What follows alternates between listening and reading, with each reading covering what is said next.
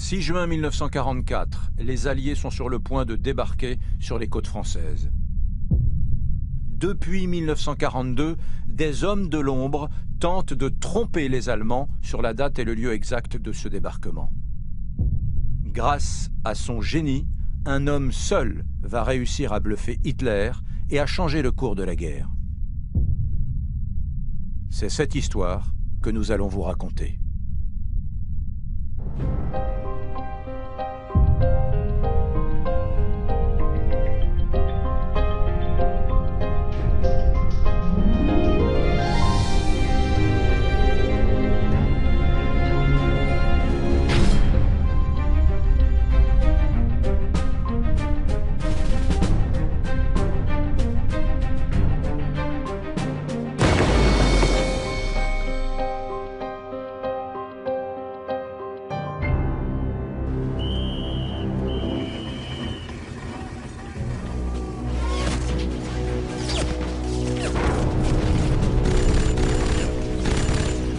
Au matin du 6 juin 1944, les Alliés débarquent sur les côtes de Normandie.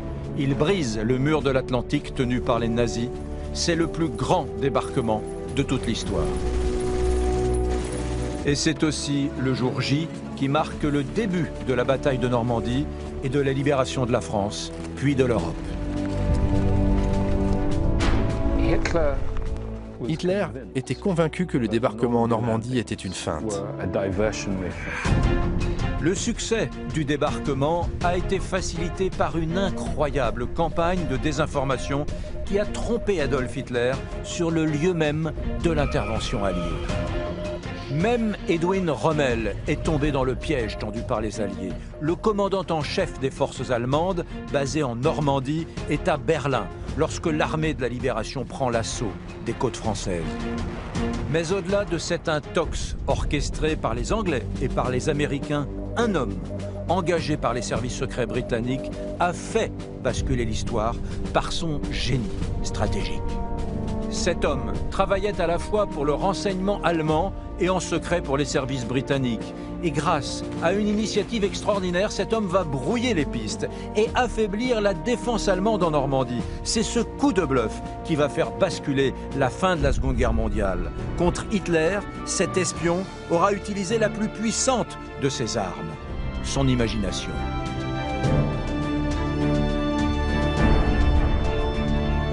Je suis allé en Angleterre rencontrer un ancien agent des services secrets britanniques, spécialiste des agents doubles. Je suis allé aussi sur les plages du débarquement pour mieux comprendre les hésitations défensives de la Wehrmacht après le débarquement de Normandie. Et puis, j'ai rencontré le fils de cet espion incroyable.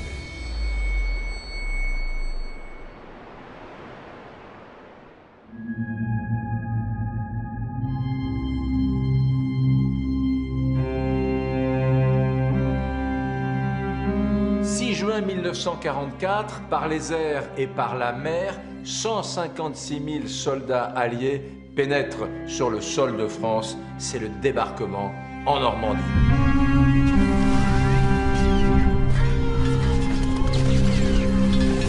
Et dans les heures et dans les jours qui vont suivre, c'est des dizaines et même des centaines de milliers d'autres alliés qui vont rentrer en France sur ces 5 plages mythiques: Utah Beach, Omaha Beach, Gold Beach, Juno Beach et Sword Beach. Bien sûr, le 6 juin 1944, cet homme n'est pas à son poste. Cet homme, c'est le maréchal Rommel, un des plus grands soldats du Troisième Reich. Après les campagnes allemandes en Afrique, eh bien, il est en poste en Normandie. Et il est en face des 5 plages du débarquement. Et le jour du débarquement, il est précisément à Berlin.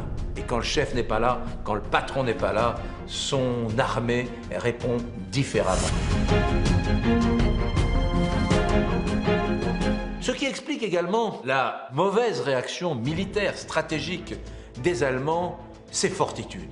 Fortitude, c'est le plus grand plan stratégique d'intoxication de l'histoire militaire. C'est un mensonge des Alliés, un mensonge organisé, orchestré sur des mois et des mois, qui vise à faire croire à Hitler que ce qui se passe en Normandie n'est pas très important et qu'il y aura un autre débarquement plus important dans le nord de la France.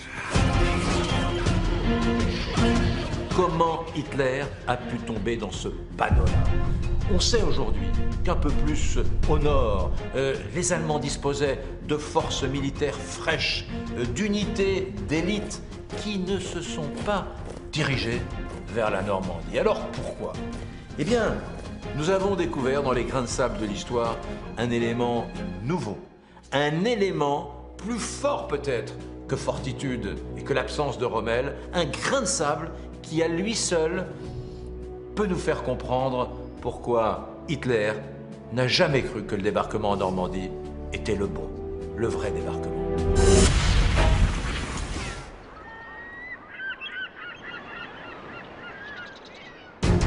Dès 1940, l'idée d'une opération militaire pour libérer l'Europe du joug nazi se fait entendre. Eisenhower, commandant en chef des forces alliées, plaide pour un débarquement sur les côtes de la Manche. Mais Churchill juge les effectifs alliés trop insuffisants. Et c'est finalement l'Afrique du Nord qui va être retenue pour un premier débarquement.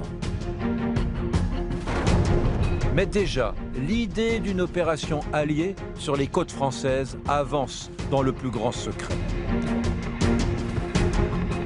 Les forces alliées présentes en Angleterre ne cessent d'augmenter et les Allemands le savent. Il faut donc cacher, dissimuler le lieu exact de l'assaut.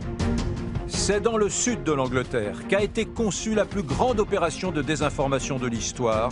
J'ai rendez-vous avec Nigel West. Very good to see you.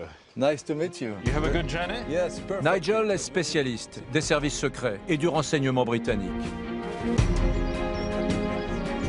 Cet ancien agent du MI5 vit à l'abri des regards dans le Kent où il me reçoit. Il a longuement enquêté sur l'incroyable opération Fortitude et il va me révéler la préparation de l'opération d'intoxication.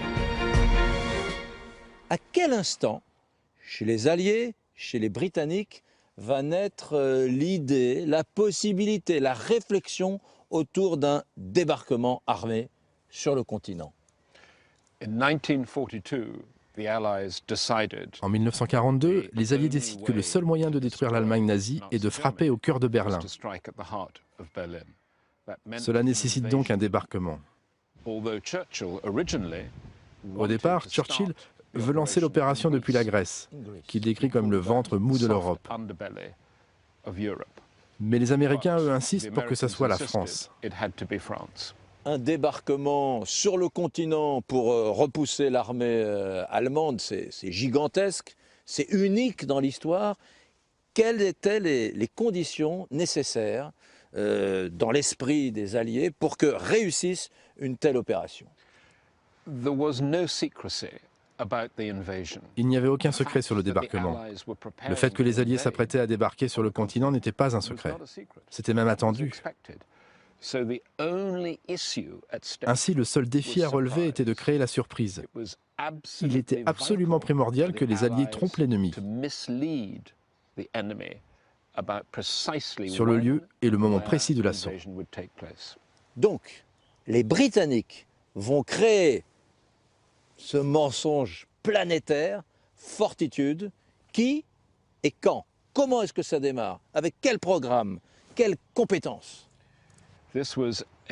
C'était une organisation solitaire créée dans le seul but de fournir à l'ennemi de fausses informations par l'intermédiaire d'espions. Fortitude avait trois principaux objectifs. Le premier étant de tromper l'ennemi sur l'endroit précis de l'assaut sur les plages. Alors, évidemment, le Pas-de-Calais au lieu de la Normandie, ou Bordeaux, ou n'importe où. Le second était de prévenir contre une attaque dans les 3 premiers jours, lorsque les soldats étaient les plus vulnérables sur les plages. Il était absolument essentiel d'empêcher la réserve armée, mobile, contrôlée par les forces de l'Axe, de descendre en Normandie.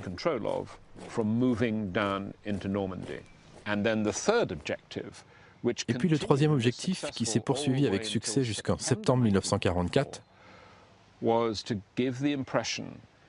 était de donner l'impression que le débarquement en Normandie était seulement une diversion, une tentative délibérée d'attirer les soldats allemands au sud du Pas-de-Calais, parce que le réel débarquement allait s'effectuer après l'assaut en Normandie. Une véritable mécanique de désinformation est en route. Il faut réussir à tromper les Allemands. L'enjeu est de taille, la guerre ne peut plus durer car elle pourrait encore faire des centaines de milliers de morts. Les Alliés regroupent des troupes dans le sud de l'Angleterre. Le débarquement doit se faire par surprise pour contourner la résistance allemande. Les Alliés n'ont pas le choix, il faut tromper l'ennemi et cacher jusqu'au dernier moment le lieu exact du débarquement.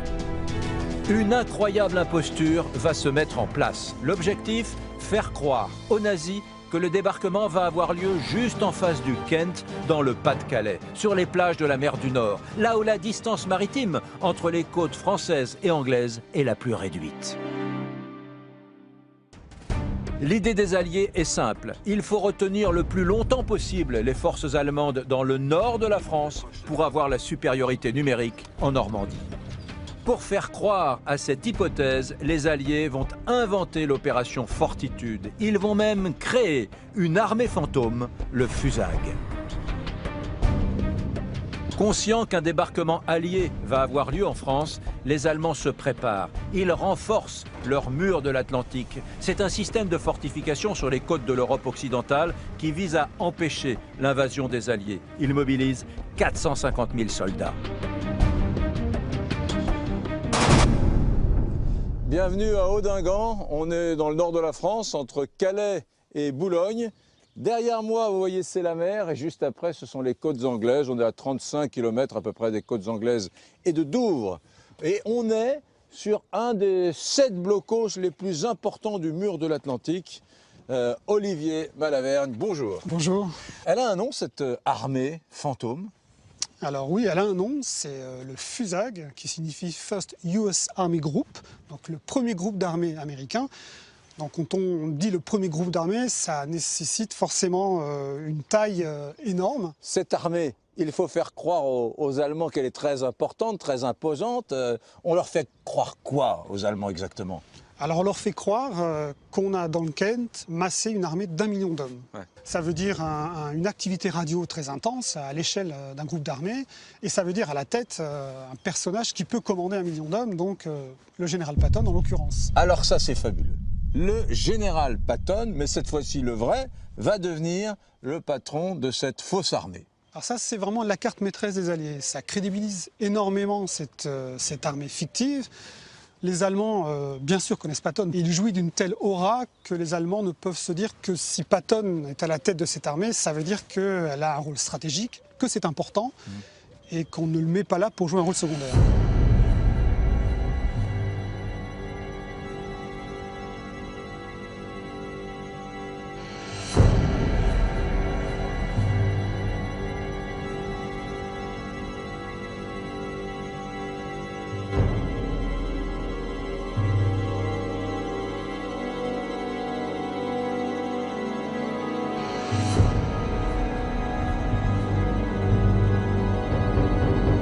Olivier, comment fait-on pour rendre une armée d'1 million d'hommes crédible? Alors le bruit, c'est le maître mot justement, parce que ce que vont faire les Alliés, c'est créer une activité radio qui soit à l'échelle de cette armée d'1 million d'hommes. Donc on engage des comédiens, plusieurs centaines, qui vont échanger des messages radio, envoyer tous les jours des messages sur les ondes. On va aussi faire appel aux journaux locaux, qui vont relater des faits, d'incidents qui sont rattachables également à la présence de fortes garnisons, de forts contingents de soldats. Et donc toute cette masse grouillante, on va la faire vivre grâce aux comédiens. On simule aussi des activités de véhicules. Et le tout réuni donne vraiment l'impression qu'on entend l'activité de centaines de milliers d'hommes. Ils vont pousser la perfection jusqu'à créer des aérodromes factices autour, avec des avions factices, que des soldats seront chargés de bouger tous les jours de tant de degrés pour faire croire une activité d'aérodrome militaire 24 heures sur 24. Dans cette guerre sophistiquée, là, en 1944, à Londres, en Angleterre, les Allemands n'ont pas des agents doubles qui les renseignent? Alors les agents allemands, on estime qu'il y a eu une cinquantaine d'agents allemands, d'espions allemands envoyés en Angleterre depuis la bataille d'Angleterre, donc depuis 1940. Tous ont été identifiés, soit arrêtés, soit mis sous clé, certains même ont été exécutés, et la plupart sont devenus des agents doubles. Et ce qui est intéressant avec les agents doubles, c'est que certains ont été des agents doubles volontaires, enfin en tout cas, ils savaient le rôle qu'ils allaient jouer. Certains ont été des agents doubles à leur insu. D'accord. Donc les Anglais continuaient à les manipuler, ces agents allemands, en sachant qu'ils étaient. Donc. Exactement. Ils manipulaient les agents et les informations qu'ils allaient transmettre à l'Allemagne. Ouais. Et contre toute attente, Fortitude va fonctionner. Les Allemands vont tomber dans le panneau. Ils vont tomber dans le piège en maintenant 30 divisions de la Wehrmacht en alerte dans le nord de la France. Alors c'est entendu, Adolf Hitler s'est fait avoir par les Alliés, il est tombé dans le panneau de Fortitude. Mais la question qui demeure est la suivante. Qui, au lendemain du 6 juin 1944, qui parvient à faire croire à Adolf Hitler qu'un autre débarquement se tiendra ici, juste derrière nous? Qui arrive à lui faire croire dans cette baliverne? Un espion justement, ou plus précisément un agent double qui œuvre depuis des mois et des mois, qui mène un travail de désinformation auprès du haut commandement allemand. Il n'a qu'une idée en tête, cet espion, obtenir la confiance d'Hitler afin de mieux le duper. La Wehrmacht est déployée sur toutes les côtes de l'Europe. Le mur de l'Atlantique s'étend sur un front de 6000 km. Il va de la Norvège aux Pyrénées. Des fortifications sont construites le long des côtes pour pouvoir, le jour venu, repousser les Alliés à la mer. Edwin Rommel est en charge des forces allemandes en Normandie. Sa mission, améliorer les défenses du mur de l'Atlantique. Héros de guerre, officier brillant, Rommel a toute la confiance d'Hitler. Je me rends sur le site d'Illmann, un poste de commandement allemand de défense côtière, pour y retrouver un spécialiste de la bataille de Normandie. On est à 2 km de la mer, là dans le Calvados, pas très loin de Caen, à Colleville, et j'ai rendez-vous avec Stéphane Bella. Bonjour Stéphane. Bonjour. On est donc sur le littoral, on est face aux côtes britanniques, et il y a un grand patron ici, qui est arrivé à la fin de l'année 1943, du côté allemand, c'est Erwin Rommel. Il est là depuis décembre 1943, très exactement. Quel est son job, sa fonction? Eh bien, il a une double casquette. Rommel, il est à la fois chef du groupe d'armée B, qui comprend la 7e armée et la 15e armée dans le Pas-de-Calais, et aussi inspecteur du mur de l'Atlantique. Il est auréolé de son prestige, de ses combats à la tête de l'Africa Corps en Afrique du Nord. C'est un officier idolâtré par ses troupes ou pas plus que ça? Si. Rommel est une figure emblématique de l'armée allemande. Même auprès d'Hitler, il jouit d'une aura assez peu courante, assez extraordinaire. J'irais même jusqu'à dire que Rommel est l'officier préféré d'Hitler. Il arrive donc ici, plein d'ambition, plein de projets. C'est un homme donc qui ne peut pas supporter la défaite. On lui a confié une mission, c'est fortifier le mur de l'Atlantique de façon à le rendre inviolable. C'est un homme qui est lucide aussi, et lorsqu'il se rend, lors de ses premières tournées d'inspection, se rendre compte de l'avancée des travaux, eh bien, Rommel est pour le moins circonspect, dans le sens où il comprend très vite que le mur de l'Atlantique, s'il reste dans cet état-là, n'est pas impénétrable.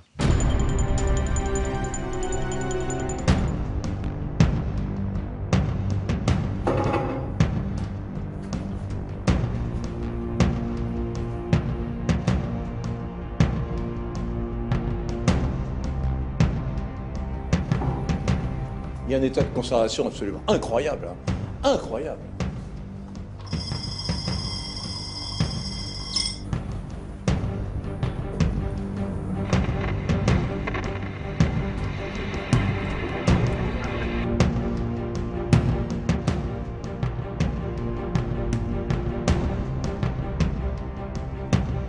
Stéphane Bella, le 6 juin 1944, il y a un événement majeur que aucun Français ne connaît, c'est l'anniversaire de la femme de Rommel. Tout à fait. Et c'est ce qui va expliquer que le 6 juin 1944, Rommel n'est pas ici. Il est parti au domicile familial à Erlingen, à côté de la ville d'Ulm, en Allemagne, pour rejoindre sa femme.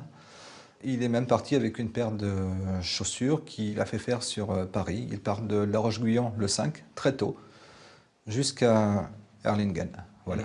Mais comment cet officier tellement talentueux et brillant ne se dit pas « Attention, il peut y avoir à tout moment un débarquement allié, enfin ». Le 5 juin, le temps est absolument épouvantable et les météorologues ne prévoient pas d'amélioration dans les 48 heures. Donc pour Rommel, qui est un officier, qui est un stratège, lui-même ne choisirait jamais de prendre la mer par un temps pareil. Donc il se positionne à la place des Alliés, il se dit « Non, moi, à leur place, je ne ferai jamais une bêtise pareille, c'est suicidaire ». D'accord. Donc lui, il est en Allemagne.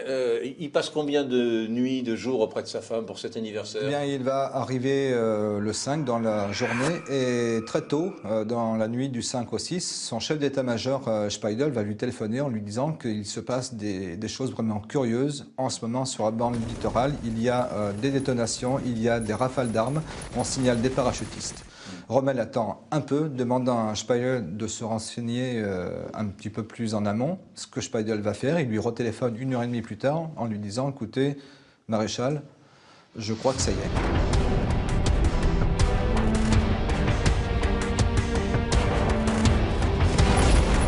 C'est la stupeur dans l'armée allemande. Il faut faire vite, car la Wehrmacht risque d'être débordée par les Alliés. Les prochaines heures vont être déterminantes pour les Allemands. Mais Rommel, le haut commandant des forces allemandes en Normandie, n'est même pas présent pour diriger ses hommes. Stéphane Bella, ça veut dire finalement que le grain de sable de l'histoire, cette espèce de grain de sable qui va empêcher le continuum historique logique, c'est Rommel. Si Rommel n'était pas allé, ce grand stratège, celui qui dirige le front, ici, face à la mer, face à la Manche, face à l'Angleterre, s'il n'était pas allé à l'anniversaire de sa femme le 6 juin 1944 en Allemagne, il aurait été là pour diriger ses troupes. Je crois que ça ne change rien. En fait, que Rommel était là le 6 ou qu'il était à Erlingen, cela n'aurait strictement rien changé à la situation, en ce sens que le gros problème n'est pas Rommel, son absence ou sa présence, c'est la chaîne de commandement allemande, imaginez-vous. Les batteries d'artillerie lourde qui sont ici, le long des côtes, sont sous les ordres de la Kriegsmarine, pas de Rommel. Les stations radars sont sous les ordres de la Luftwaffe, pas de Rommel. En ce qui concerne les divisions blindées de réserve, elles échappent totalement à l'autorité de Rommel. Finalement, le 6 juin, Rommel n'aurait eu d'autorité directe que sur les unités de la 7e armée qui se trouvaient donc en Normandie. Contrairement à toute attente, ce n'est pas l'absence de Rommel, le 6 juin, qui va être le grain de sable qui va faire basculer le débarquement. Non, c'est plutôt l'incroyable stratégie, imaginée par les Alliés, qui va jouer ce rôle primordial. Jusqu'au dernier moment, les services secrets des deux camps se livrent une guerre de désinformation visant à déceler la véritable tactique adverse. Et c'est cet agent double des services secrets britanniques qui va faire pencher la balance en faveur des Alliés. Et en effet, cela semble fonctionner, car sur les 50 divisions de la Wehrmacht qui pourraient être présentes, seules 17 combattent en Normandie.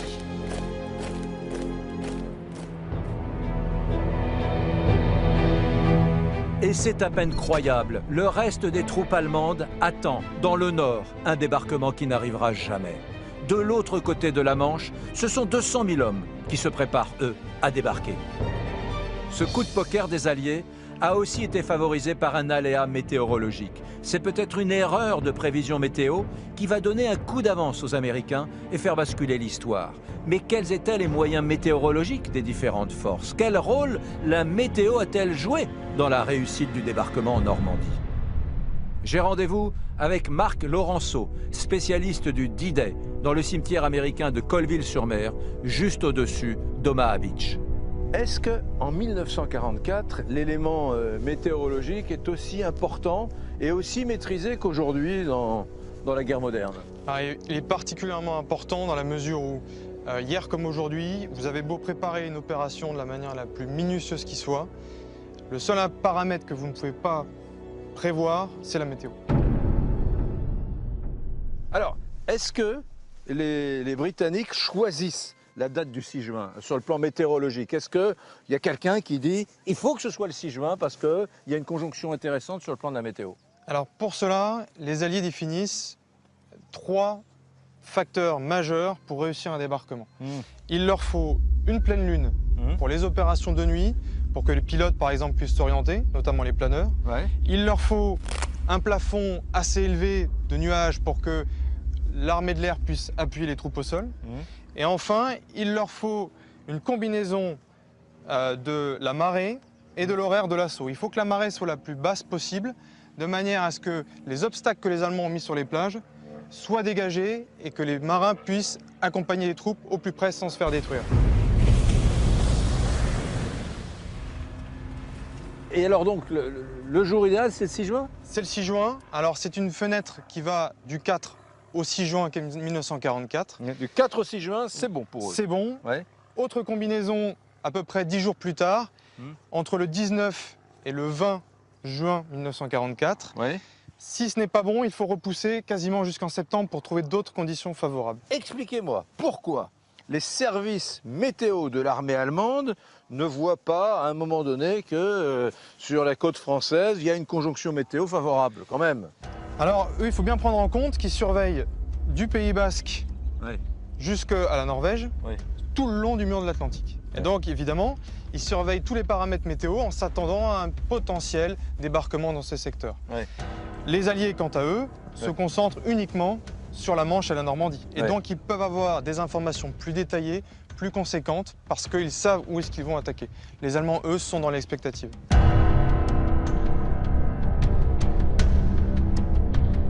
Il y a quelque part, de l'autre côté de la Manche, un service météo des armées britanniques, par exemple, avec des météorologistes qui travaillent là, sous l'uniforme.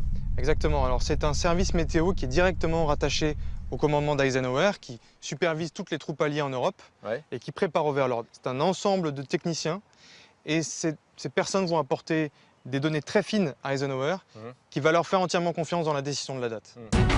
Et c'est bien en Normandie, le 6 juin, que les Alliés estiment que les conditions météo sont rassemblées pour le plus grand débarquement de l'histoire. C'est ici, sur ces plages, que plus de 150 000 soldats et parachutistes s'apprêtent à livrer un combat historique pour délivrer l'Europe du nazisme. 7 500 avions de reconnaissance, chasseurs et bombardiers vont préparer le terrain aux 700 navires de guerre et aux centaines de milliers d'hommes qui vont prendre d'assaut les plages d'Utah, Omaha, Gold, Juno et Sword Beach.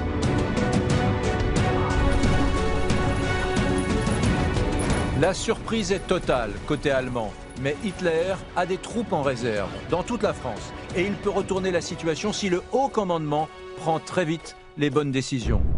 Un homme va tromper les Allemands jusqu'au bout. Il va tenter un coup de poker incroyable.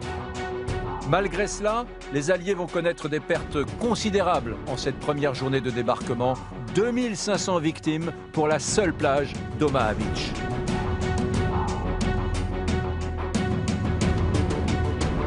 Et c'est justement à Omaha Beach que je retrouve Bernard Dargols. Cet ancien GI français a débarqué à 24 ans en Normandie, dans les rangs de l'armée américaine. Envoyé avant-guerre pour un stage aux États-Unis, ce jeune Français d'origine juive avait rejoint les forces alliées américaines lorsque les États-Unis s'étaient engagés dans le conflit. En 1943, il avait même rejoint le Military Intelligence Service. Il va nous raconter comment il a vécu le jour J. On doit être le 6 juin déjà. Le bateau part doucement. Il y a des centaines de bateaux alliés, navires de guerre, petites embarcations qui sont là, qui attendent. Et d'un seul coup, mon Liberty Ship rejoint ce groupe de bateaux alliés et on ne sait toujours pas où on va aller.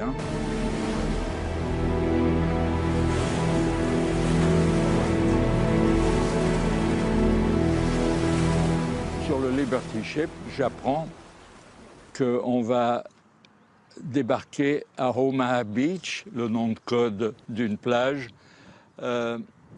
Easy Red, parce que chaque plage était divisée en 5, à 200 mètres de la plage.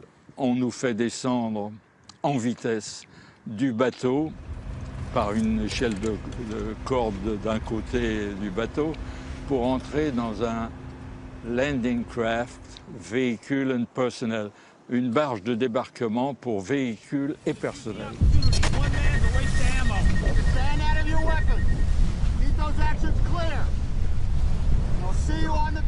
Et alors, on avance et on est couvert par l'aviation américaine, anglaise, et on avance vers la côte française. Et à ce moment-là, un bombardement incroyable. À 5h45, la flotte alliée ouvre le feu. Et à 6h30, les premières vagues d'assaut touchent les plages de Normandie. Tout ça pour nous permettre de prendre pied en sûreté sur la plage d'Omaha.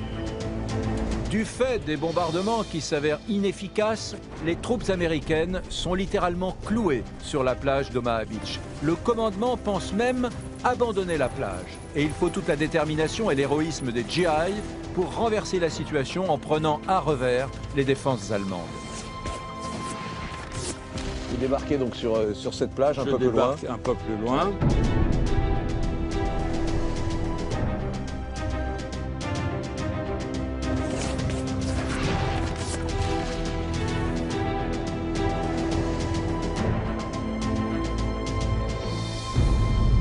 La résistance allemande, on imaginait qu'elle serait plus terrible en Normandie.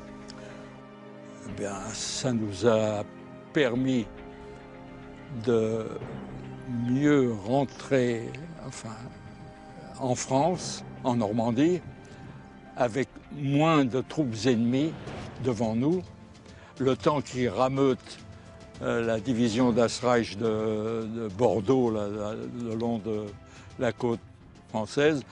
C'était déjà trop tard. Je pense qu'on avait pris pied fermement, trop fermement pour pouvoir être délogé. En tout cas, c'était moins calme qu'aujourd'hui. Oui, c'était plus agité, c'est vrai. Enfin, le principal, c'est de s'en être tiré. Mais pourquoi j'ai eu tant de veines et d'autres non, je sais pas.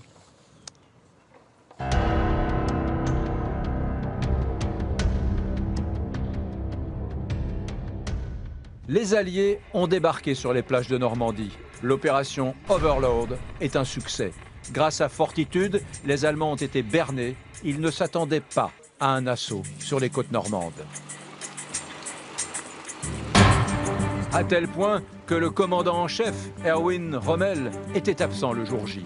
Mais les troupes américaines doivent maintenant consolider leur position et s'enfoncer plus profondément dans les terres pour prendre définitivement l'avantage.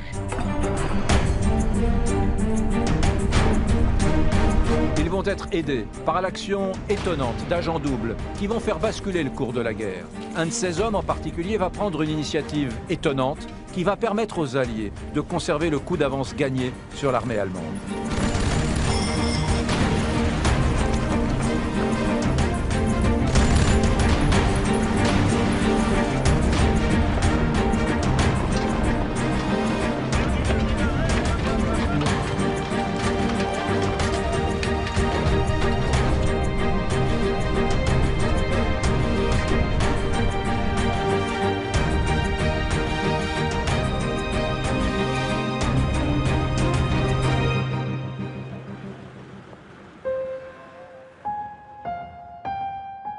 À ce moment-là, la Wehrmacht doit contre-attaquer, mais elle est face à un dilemme. Combien de troupes doit-elle engager? Et si ce débarquement en masquait un autre? Dans l'ombre, des agents vont semer le doute dans l'esprit d'Hitler. À ce stade, Hitler pouvait-il contenir les armées alliées qui progressaient dans le bocage normand? Pour en savoir davantage, je vais rencontrer Christoph Prim. Il est spécialiste de la bataille de Normandie au mémorial de Caen.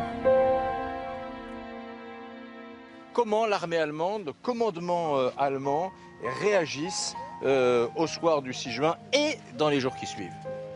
Alors, dès que la nouvelle du débarquement est connue, notamment à Berlin, les Allemands vont tenter de mettre sur pied une contre-attaque, notamment une contre-attaque blindée.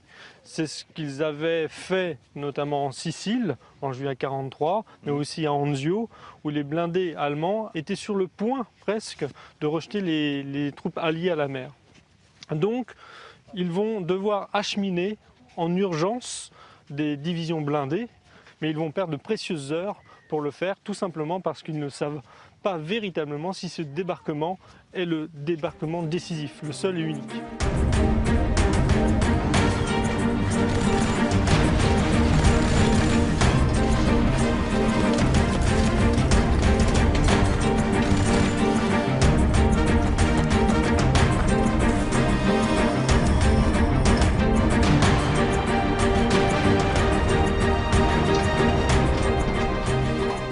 Dans l'immédiat, les Allemands vont décider notamment de faire remonter toutes les divisions qui se trouvent en Bretagne et qui vont notamment s'articuler sur la Manche.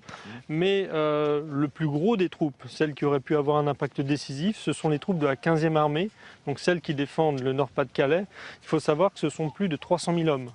Donc 300 000 hommes qui vont rester l'arme au pied jusqu'à la fin du mois de juin, tout simplement parce que le commandement allemand n'est à ce moment-là pas sûr que le débarquement en Normandie soit le bon débarquement. Est-ce que la 15e armée va arriver dans la région en provenance du Pas-de-Calais? Alors il faudra plus d'un mois pour que la 15e armée se mette en mouvement. Ouais, seulement un mois après le débarquement, c'est tard, c'est trop tard? C'est bien trop tard parce que les forces alliées en présence ont considérablement été renforcées et l'armée allemande, en tout cas à l'ouest, n'est plus en mesure de reprendre l'initiative. Christophe Prime, qui prend la décision de ne pas lancer la 15e armée allemande vers le Calvados après le 6 juin 1944 et qui prend la décision, finalement, un mois plus tard, de la lancer? Alors en 1944, le chef militaire, c'est Hitler. C'est lui qui va prendre la décision de laisser la 15e armée dans le Nord-Pas-de-Calais et de la mettre en mouvement, mais trop tardivement bien sûr, mais c'est lui véritablement qui décide de tout à ce moment-là. Finalement, c'est une réaction fatale, quoi. Oui, tout à fait. Et il faut bien le dire, c'est que cet engagement tardif, c'est aussi une partie du succès des Alliés, que d'avoir toujours tenté de faire en sorte de faire croire à la possibilité d'un débarquement dans le Nord-Pas-de-Calais jusqu'au dernier moment.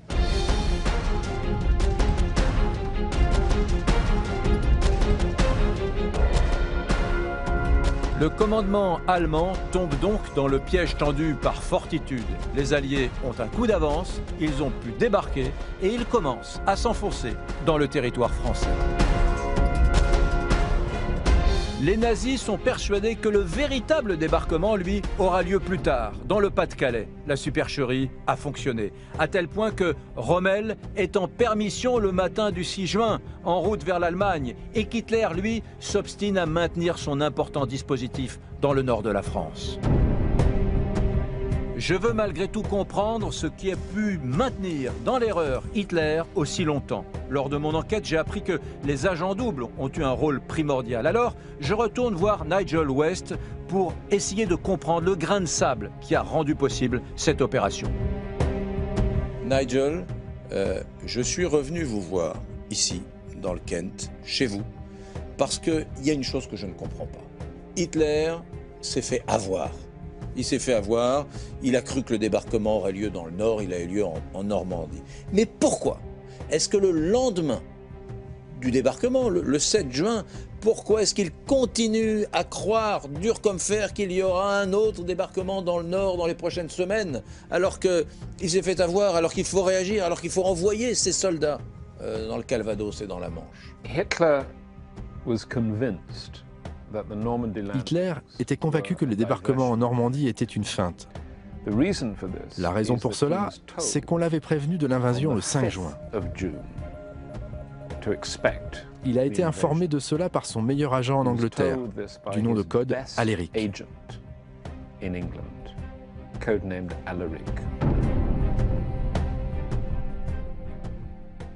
Et le message d'Alaric disait que l'invasion aurait lieu le lendemain, le 6 juin.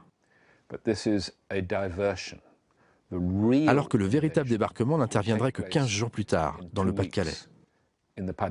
Alors, qui est cet Alaric? Alaric était le meilleur espion allemand. Il contrôlait une organisation connue par les Allemands sous le nom d'Arabelle. Son nom était Juan Pujol. Il était de Catalogne, mais en fait, il était un agent double anglais. Et son nom de code, donné par son responsable du MI5 à Londres, était Garbo. Pourquoi? Parce que ce dernier estimait que Garbo était la plus grande actrice au monde. Et voilà le nom de code de Juan Pujol.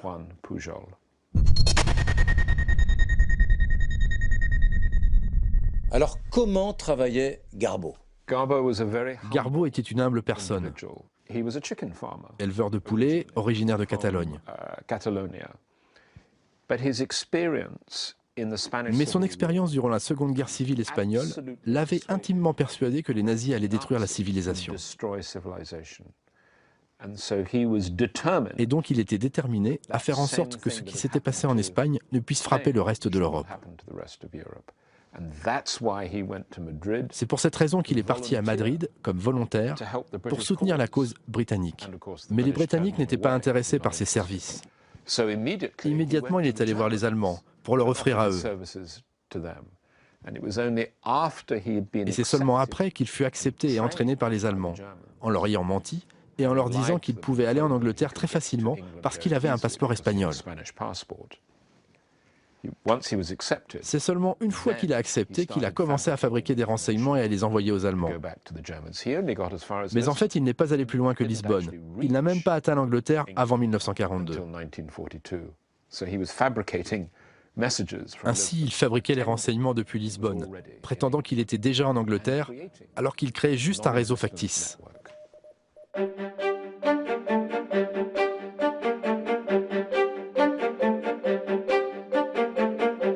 Qu'aurait été le débarquement allié sans Garbo?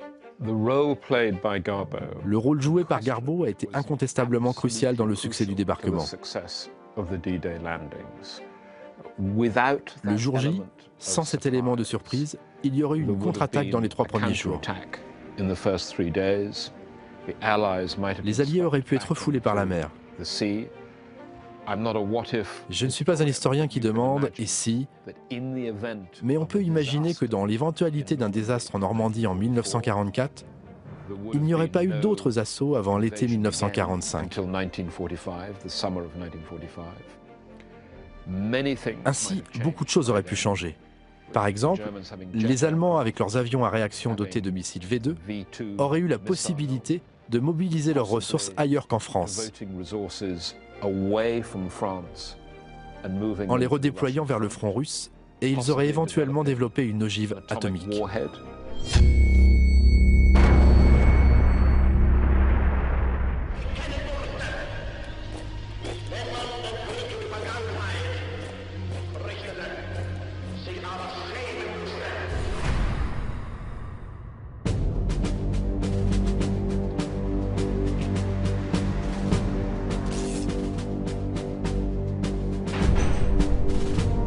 C'est à peine croyable. Cet agent double est l'homme qui a fait basculer l'histoire, qui a rendu possible le succès de Fortitude et donc le débarquement en Normandie.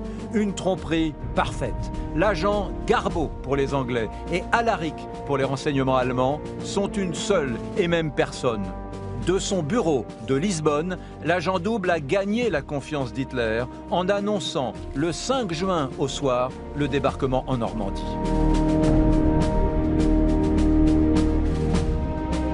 Le coup de bluff est simple et le risque est minimum. Garbo a calculé que son message arriverait trop tard aux Allemands pour que ces derniers puissent réagir. Le plus incroyable dans l'histoire, c'est que cette information fait de Garbo Alaric l'agent le plus fiable du Troisième Reich. Lorsqu'il annonce le lendemain au haut commandement allemand que le débarquement en Normandie n'est qu'un leurre et que celui du Pas-de-Calais est imminent, ils le croient car ils ont une confiance aveugle en lui. Une tromperie parfaite, exécutée par un homme qui n'a jamais utilisé un seul revolver, mais pour qui la seule arme était l'imaginaire.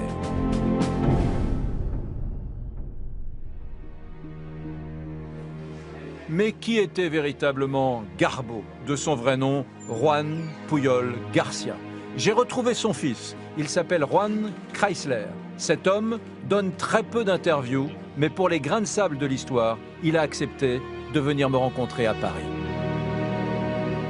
En 1984, vous êtes un galériste, vous êtes à Madrid, c'est le matin, et vous, qui pensiez que votre père était mort après la guerre, vous écoutez la radio en vous rasant et là, stupéfaction, vous entendez parler de votre père.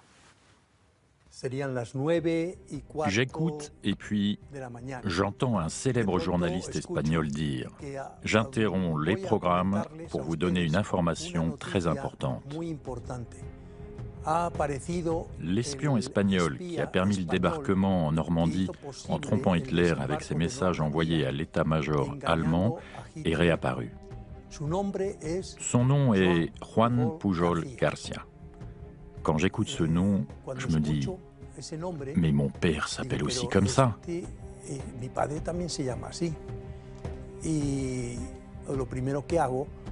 J'appelle donc ma mère et je lui dis «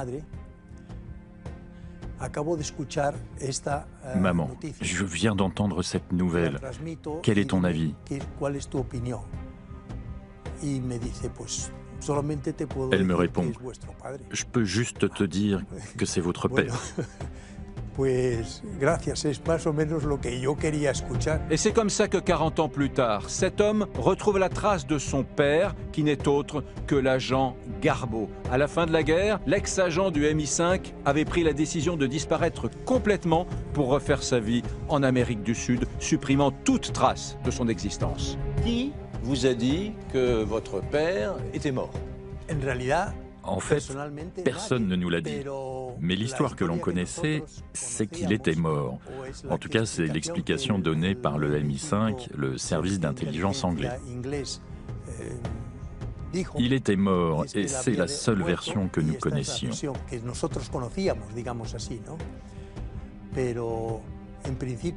Bon, on a vu après que cela n'avait rien à voir avec la réalité.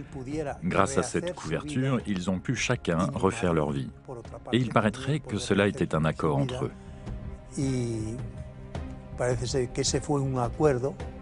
Où s'est caché votre père, Juan Pujol, pendant toutes ces années? Il vivait dans un village de pêcheurs qui s'appelait Choroni, au Venezuela. Au Venezuela? Oui. Il a connu une femme là-bas et il a refait sa vie amoureuse.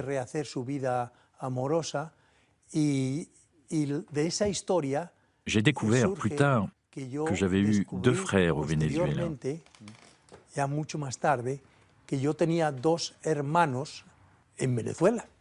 Le deuxième choc, après le premier choc émotionnel, affectif, c'est que votre père est en plus un héros planétaire. Il est reçu par la reine d'Angleterre, le duc d'Édimbourg, il voit Mitterrand, Margaret Thatcher. En Espagne, il est célébré comme un héros, en Catalogne aussi. C'est un choc incroyable pour vous. Ah oui, c'est un choc très important. Oui. Je me sens très fier de mon père et de ma mère. Alors que Pujol avait déjà commencé à travailler avec les services secrets du Reich, sa femme se rend à Londres. Elle permet l'intégration de son mari dans les services secrets britanniques. Pujol devient un agent double, la machine à tromper le Troisième Reich est lancée, l'agent Garbo est né. Vous êtes venu avec cette médaille britannique. Qu'est-ce que cette médaille? La médaille que mon père a reçue quand il a terminé la guerre était la distinction la plus importante du gouvernement anglais pour distinguer quelqu'un.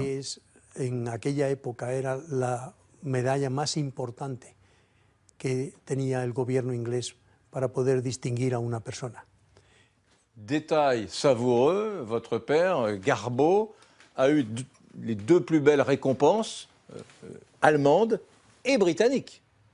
Correcto. Bueno, indica que su trabajo fue correcto. Oui, c'est ça. Cela montre que son travail a été bien fait est reconnu par les deux pays. Et en revanche, même s'il a été décoré ordre de l'Empire britannique, il n'est jamais allé chercher la croix de fer allemande. Pourquoi Garbo a fait tout ça? Au fond, quel était le secret de votre père? Je crois que mon père était un homme idéaliste, qui ne pouvait pas accepter certaines choses qu'il se passait.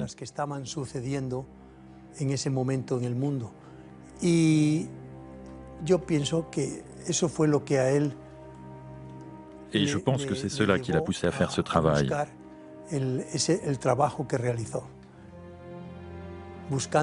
En cherchant et en croyant qu'il allait aider à construire un monde meilleur.